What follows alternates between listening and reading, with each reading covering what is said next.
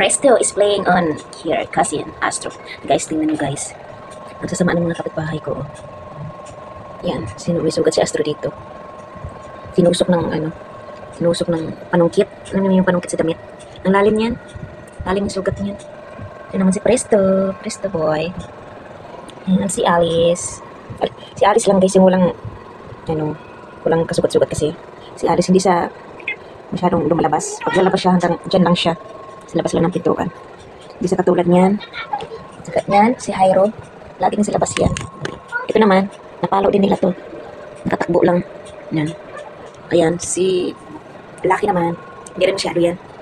Hindi masyado sa labas yan, parang si Alice. Ito kasi yan. Lagi sa labas yan, gala yan. Yan, kaya yung laki ng sugat niya guys yan. Laki din yung sugat niya, tinusok din yan siya. Ang lalim din ito ng mga nakaraang linggo.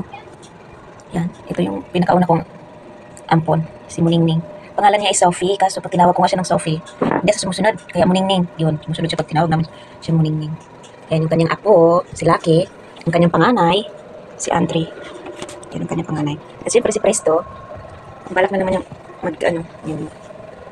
Yan. Ayan yung kanyang cat litters. Yan, dyan siya.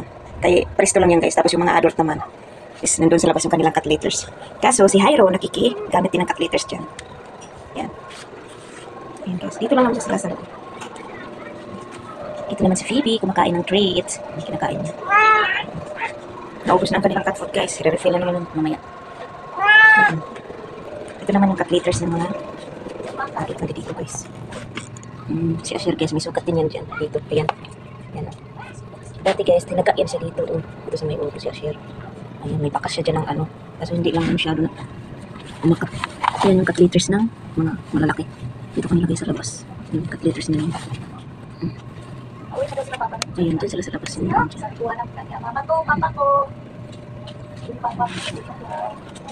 Tapos, sayang guys yung isang puti ko na kuting. Hindi, kapatid pala ni Jairo yun. Dito naman is, si Asher, dito siya dati. Asher, masyado na kasi si Asher. Kasi gala din yan. Yung mga kapitbahay, pupunta kasi sila doon sa harapan ng kapitbahay namin. Tapos pinagpapalo sila. Sayang yung isang puting ko. Si Puti, kapatid ni Jairo yun. Hindi na nakabalik kasi tinapon nila. Tinapon nila. Kasi gumagala-galat din sa labas. Si Jairo. Ayun na guys, si Presto din sa labas. Huwag kang lumabas dyan sa bakod kaya itapon ka nila.